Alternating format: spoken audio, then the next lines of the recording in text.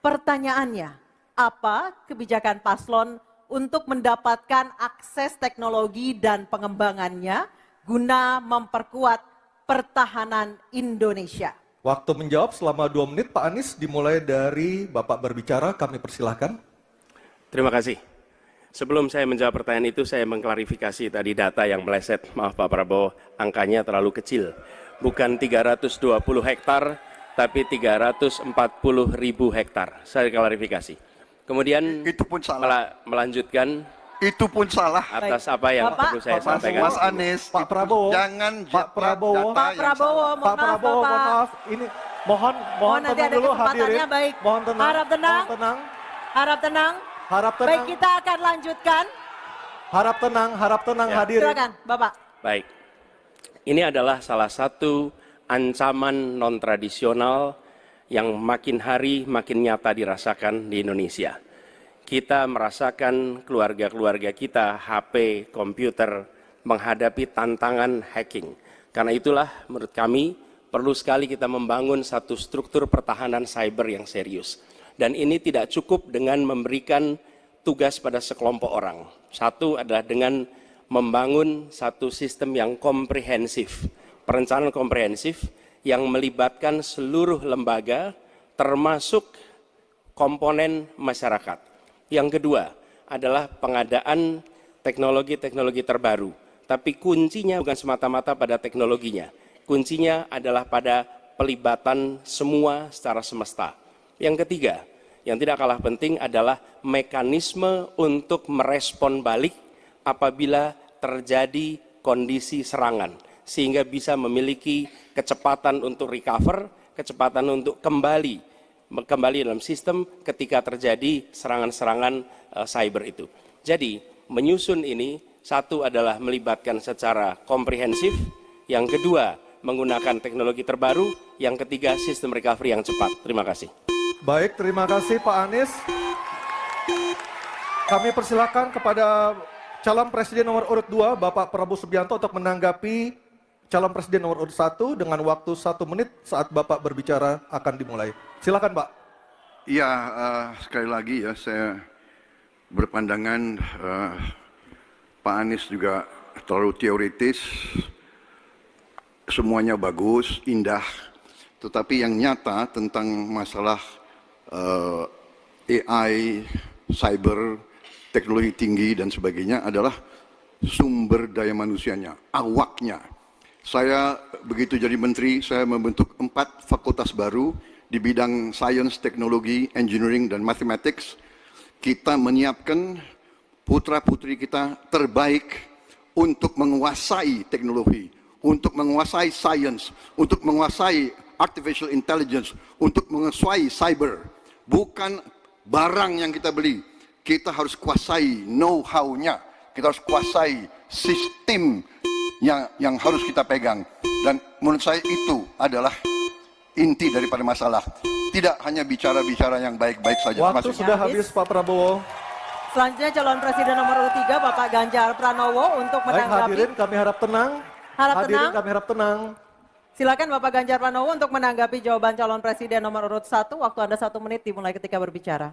Yang pertama kita mesti menguatkan BSSN. Dan kita penting untuk membuat security system yang baik. Bahkan selain membangun SDM dan infrastruktur yang baik, maka kecepatan internetnya dan coveragenya harus tinggi. Maka kalau kita kemudian membuat satu sistem infrastruktur yang bagus, jangan dikorupsi. Ini yang kemudian jadi persoalan. Maka tidak pernah selesai. Dan tentu saja LPDP itu punya potensi yang sangat tinggi untuk memberangkatkan orang-orang, anak-anak hebat ke sana. Namun demikian, ketika mereka sudah balik, mereka mesti diberikan ruang untuk bisa bekerja. BRIN bisa kita libatkan. Ya, mereka bisa membuat kolaborasi yang sangat bagus. Bahkan kemudian pengamanan di kepolisian, saya kira perlu cyber institution yang dipimpin oleh Jenderal Bintang 3. Dan kita perlu duta besar cyber. Baik, masih ada sisa waktu? Ya. Baik, cukup. Dan sekarang Harap tenang. hadirin harap tenang, kita berikan kesempatan kepada 3 orang capres kita untuk berbicara. Kami persilakan pada Pak Anies untuk menanggapi 2 capres sebelumnya. Silakan Pak Anies, waktu Ya. 1 menit. Memang benar, membangun sistem itu salah satunya. Satu adalah perangkat lunak, satu adalah perangkat kerasnya. Dan itu salah satunya adalah seperti disampaikan terkait dengan sumber daya manusia. Persoalannya, kalau tadi disebut ada yang teoritis, ada yang kedua tidak dilaksanakan. Jadi sama ini apa yang dikerjakan dalam mempertahankan sistem cyber kita? Mohon tenang. Justru di situ letak problemnya. Jadi ketika anggaran yang begitu besar dialokasikan justru bukan untuk mempertahankan yang hari ini menjadi serangan paling modern yang terjadi. Ini adalah ancaman yang paling nyata dan dirasakan di seluruh keluarga, bukan hanya di sektor pemerintahan.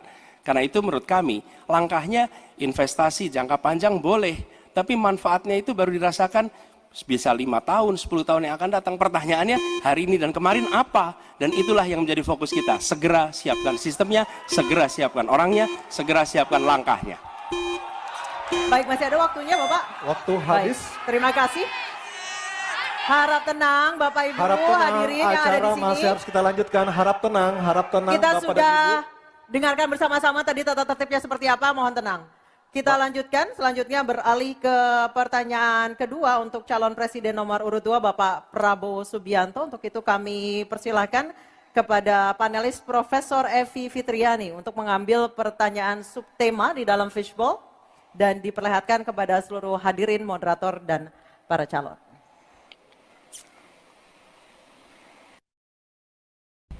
Tema apa yang diambil oleh Ibu Evi? Kita lihat bersama-sama.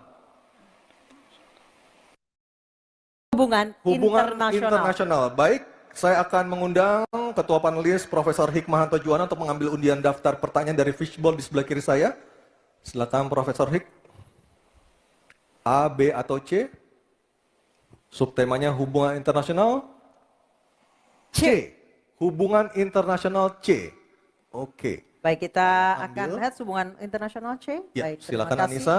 Masih tersegel. Masih tersegel dengan rapi. Bapak Ibu bisa melihat masih tersegel dengan rapi. Kita akan buka amplop pertanyaan sesuai dengan undian. Kami ingatkan kembali para calon presiden untuk mendengarkan dengan seksama karena pertanyaan tidak akan kami ulang. Pertanyaan untuk calon presiden nomor urut 2 Bapak Prabowo Subianto. Sebagai inisiator Dasasila Bandung 1955, Indonesia menginspirasi dunia dalam membangun kerjasama selatan-selatan.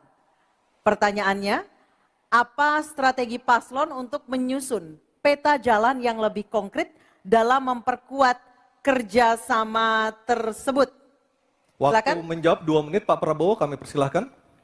Baik, dalam hubungan internasional yang utama bagi Indonesia harus tentunya kepentingan geopolitik kita dan kepentingan ekonomi kita.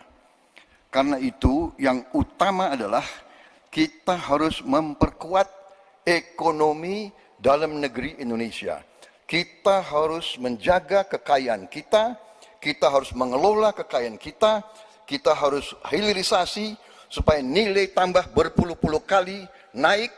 Kita kumpulkan kekuatan aset-aset dan keuangan kita sejahterakan rakyat kita, baru kita akan disegani, kita akan didengar oleh semua negara, terutama negara-negara selatan. Kita sekarang pun sudah jadi panutan bagi banyak negara di Afrika. Begitu banyak negara di Afrika sekarang melihat ke kita, datang ke kita, minta belajar dari kita, karena kita dianggap negara selatan yang cukup berhasil. Inflasi rendah, pertumbuhan masih ada, neraca perdagangan kita bagus, surplus perdagangan mungkin 5 tahun berturut-turut, kita sekarang jadi panutan. Jadi leadership kita di dunia, di hubungan internasional akan tercermin dan terimpak oleh keberhasilan kita mengelola kekayaan kita, menghilangkan kemiskinan di negara kita, rakyat kita, meraih teknologi, menjadi negara industri, itu yang akan membuat kita memimpin dunia selatan. Terima kasih. Baik, terima kasih Pak Prabowo. Hadirin mohon tenang, kami persilakan kepada Pak Ganjar untuk menanggapi jawaban dari Pak Prabowo dalam waktu 1 menit dimulai saat Bapak berbicara. Kami persilakan Pak Ganjar. Selatan-selatan kita punya potensi yang hebat. Kita punya sumber daya alam yang sangat bagus. Kalaulah kita mau konsentrasi saja untuk bisa menuntaskan kekuatan yang berbasis pada sumber daya alam, ambil satu saja, teknologi baterai.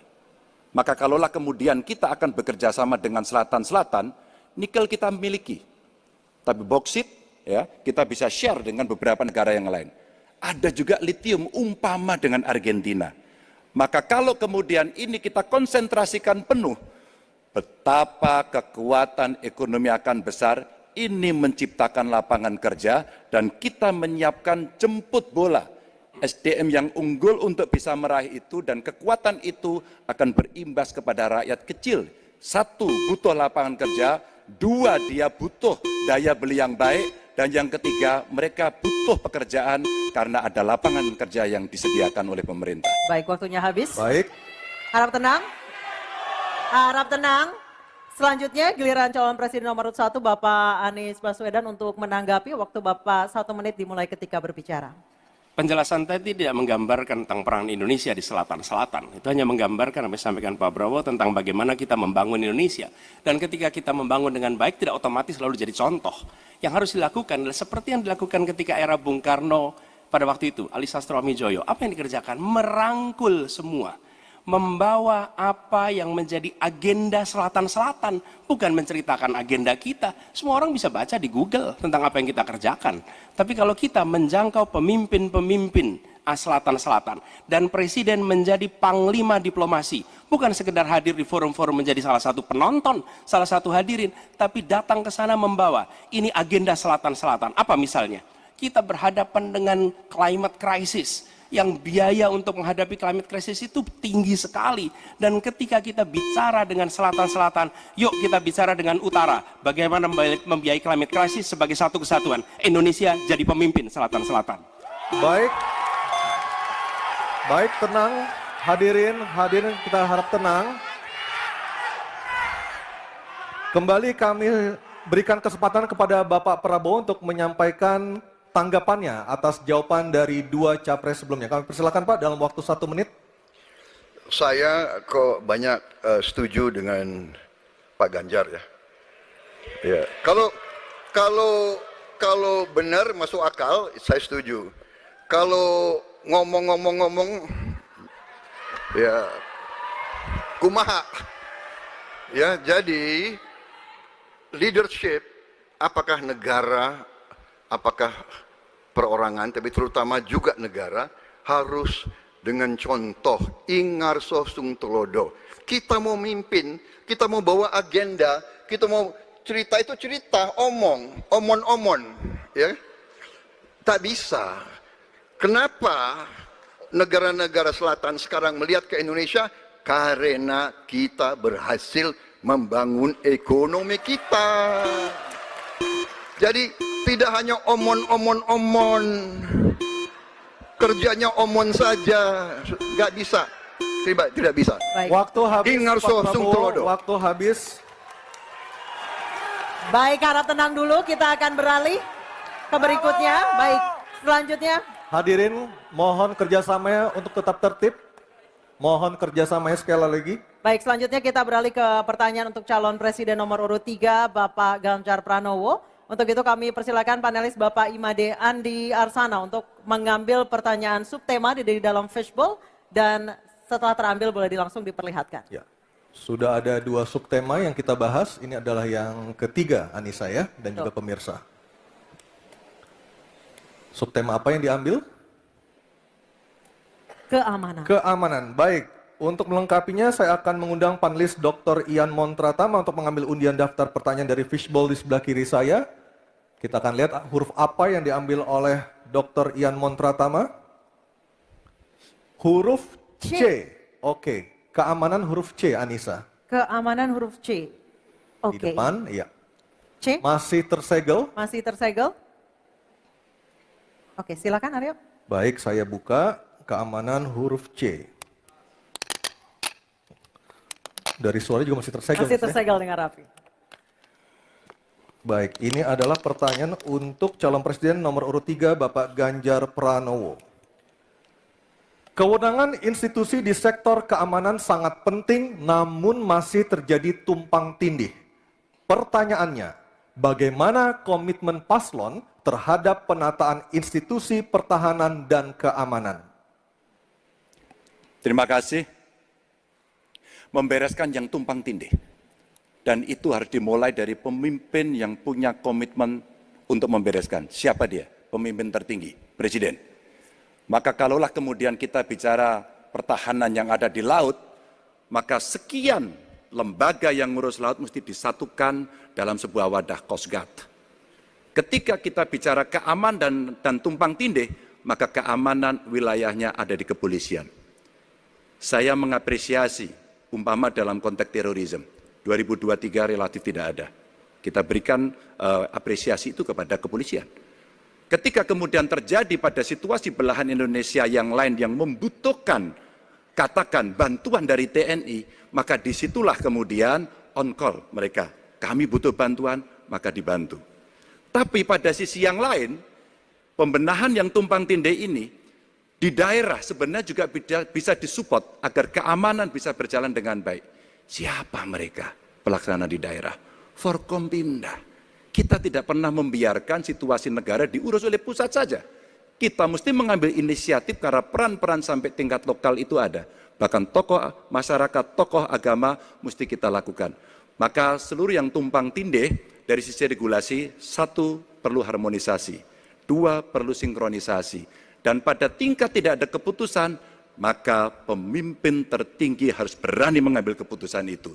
Sehingga tumpang tindih yang selama ini selalu saja menjadi perdebatan yang tidak ada hentinya, maka diselesaikan di meja presiden. Dan itu saya kira sikap yang paling jelas untuk membereskan persoalan ini. Apapun dalam konteks eksekutif, maka pemimpin tertinggilah yang harus mengambil keputusan. Kecuali kita mesti berbicara dengan DPR, maka kita akan duduk bersama untuk membicarakan secara regulatif. Waktunya habis. Baik, terima kasih Pak Ganjar. Ada waktunya, harap tenang. Kami persilakan kepada calon presiden nomor 1, Bapak Anies Baswedan untuk menanggapi jawaban dari Pak Ganjar dalam waktu 1 menit. Kami persilakan Pak Anies. Menurut hemat kami harus dirumuskan apa tantangan dan ancaman keamanan Indonesia di tahun-tahun ke depan. Dengan itu dirumuskan, maka kita tahu apa ancamannya. Lalu dari situ kemudian kita lihat bagaimana badan-badan yang selama ini ada diatur untuk merespon atas tantangan itu. Kalau kita hanya menata ulang tanpa memikirkan apa ancaman barunya, maka kita tidak lebih dari sekedar menyelesaikan urusan organisasi. Yang sesungguhnya dibutuhkan adalah bagaimana organisasi itu diatur untuk merespon tantangan. Jadi nomor 1, rumuskan itu. Kemudian yang kedua, yang tidak kalah penting, libatkan semua unsur yang terbiasa di dalam menyusun ancaman tantangan organisasi. Sehingga kemudian penataan organisasi badan-badan bukan semata-mata karena selera pemimpin, tapi karena merespon atas ancaman itu. Dengan begitu, penataannya akan sesuai kebutuhan. Terima kasih. Waktu 1 menit sudah habis. Baik, terima kasih. Selanjutnya giliran calon presiden nomor urut 2, Bapak Prabowo Subianto. Hadirin kami harap tenang terlebih dahulu. Ada waktunya untuk menanggapi jawaban dari Capres nomor urut 3. Waktu Bapak 1 menit dimulai ketika berbicara. Baik ya, sekali lagi saya harus mengatakan, saya kok banyak sependapat dengan Pak Ganjar. Jadi benar tumpang tindih harus diselesaikan oleh pimpinan tertinggi dan itu saya kira bisa ya. Tapi benar saya juga harus mengatakan kita harus apresiasi prestasi TNI dan prestasi Polri dalam menjaga pertahanan keamanan, dalam mengatasi berbagai peristiwa-peristiwa yang pelik. Harus kita akui, menghadapi terorisme, bom Bali, Peloso, dan sebagainya. Untuk itu, saya kira kalau saya dapat mandat, saya akan perbaiki kualitas hidup TNI, kualitas hidup Polri, memimpin supaya TNI dan Polri menjadi yang terbaik yang bisa kita bangun. Dengan keunggulan TNI dan Polri, Polri langsung di bawah Presiden, kita akan Waktunya habis, berbuat Bapak. yang baik untuk rakyat kita. Terima kasih. Selanjutnya kita kembali ke calon presiden nomor urut 3, Bapak Ganjar Pranowo untuk merespon Mohon tenang. tanggapan dari kedua capres tadi. Waktu Anda 1 menit dimulai ketika berbicara, silakan. Ketika overlap kelembagaan ditanyakan kepada saya, maka saya sudah pelajari apa yang ada. Data, kondisi sosiologis, konflik antar kelembagaan, itu bukan tiba-tiba turun dari langit. Karena kami sudah baca datanya, kami melihat prakteknya, pengalaman kami 10 tahun di DPR dan 10 tahun di gubernur, cukuplah sudah untuk membuat analisis kondisi sosiologis yang ada. Maka tidak perlu lagi kita akan mengundang lebih banyak orang untuk meneliti starting from zero. Ini starting from the end. Dan kemudian kita mesti memutuskan cepat. Maka kalaulah kemudian seluruh data itu sudah ada di kepala kita, sudah tertuliskan dengan baik, maka yang diambil adalah keputusan karena kita punya konsep untuk memutuskan itu. Kecuali kita blank dan kita tidak pernah tahu dari mana Anda akan memulai. Karena saya tahu dari mana itu memulai. Terima kasih. Baik, terima kasih Pak Ganjar. 3 capres sudah memberikan jawabannya di segmen ini. Kita akan jeda terlebih dahulu dan kita masih akan terus kembali, Anissa ya. Betul. Sejumlah gagasan nanti akan kembali disampaikan oleh para calon presiden 2024 dalam jawaban dan tanggapan para calon presiden. Kita nanti usai jeda dan pemirsa tetap bersama kami di debat Ketiga calon presiden pemilu tahun 2024.